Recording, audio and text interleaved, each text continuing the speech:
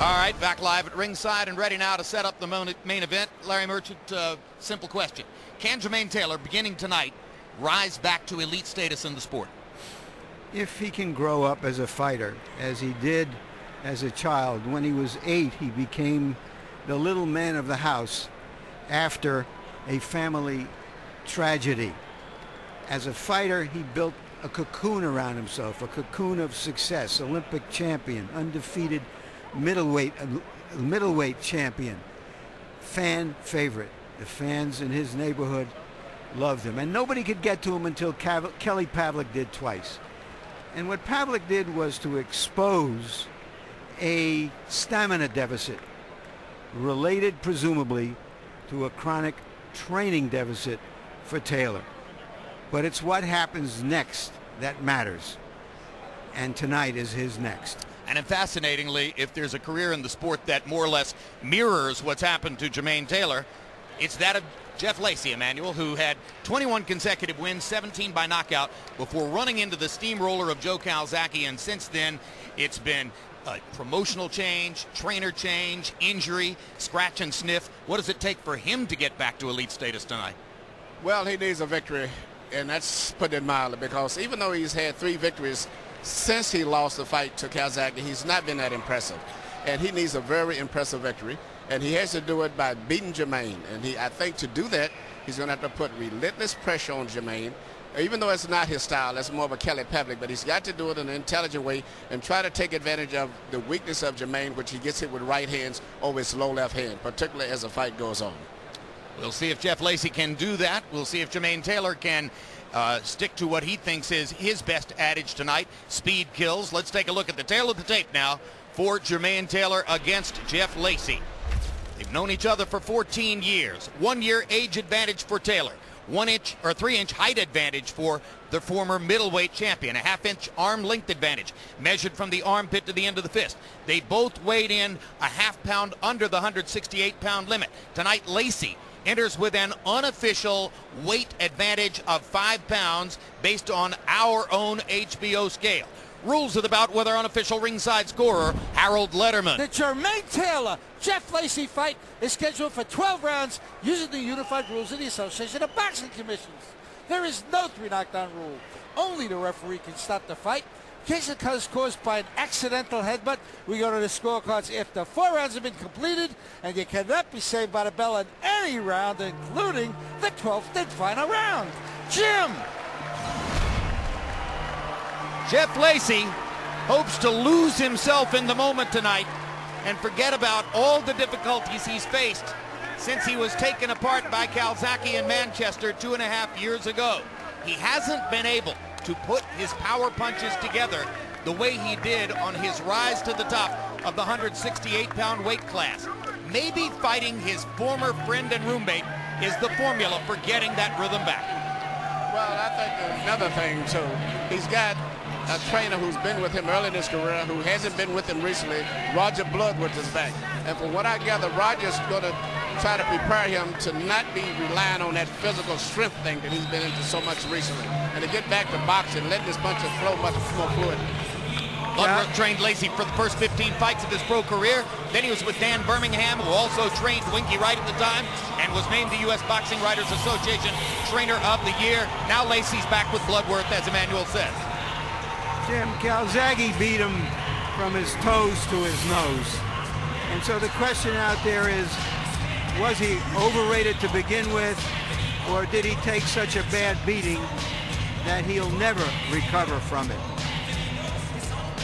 He won't say it outright, but he implies in conversation that he now realizes that his promoter at the time rushed him into the Calzaghe fight, realizing that he wasn't fully ready for the circumstances he faced.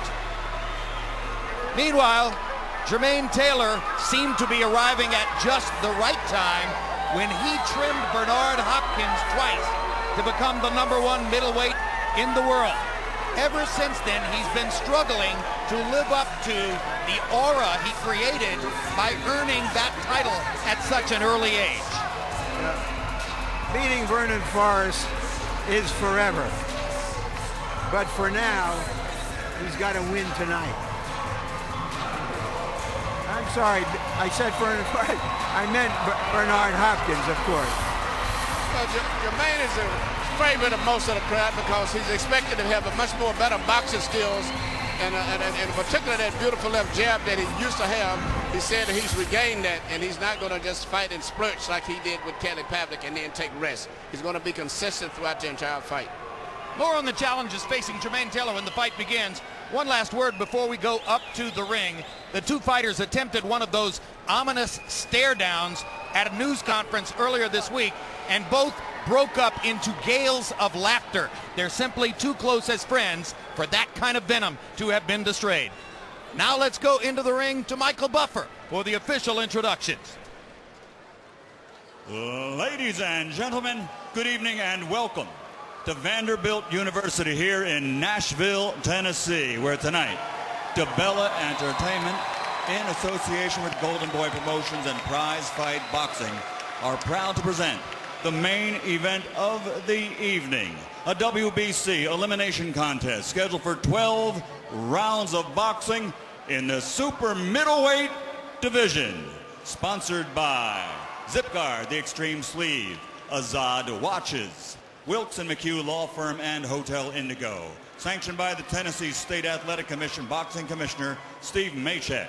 At ringside, the three judges scoring this bout, should it go the distance, will be Joseph Pasquale, Oren Schellenberger, and Gail Van Oy. And inside the ring, your referee in charge of the action at the bell, Lawrence Cole. And now, for the thousands in attendance here at Vanderbilt University, and the millions watching around the world on HBO. Ladies and gentlemen, let's get ready to rumble!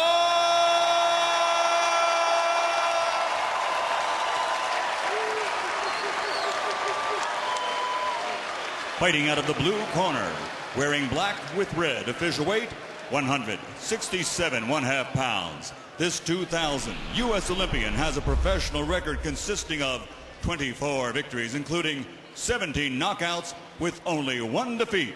From St. Petersburg, Florida, the former super middleweight champion of the world, Jeff Left Hook Lacy.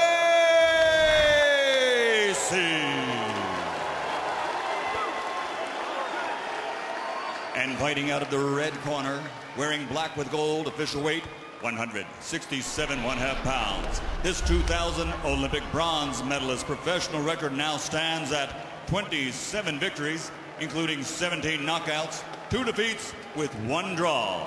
From Little Rock, Arkansas, the former undisputed middleweight champion of the world, Jermain Bad Intentions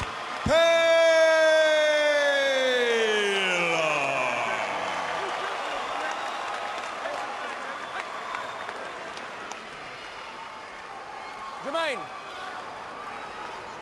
Come on, Jeff.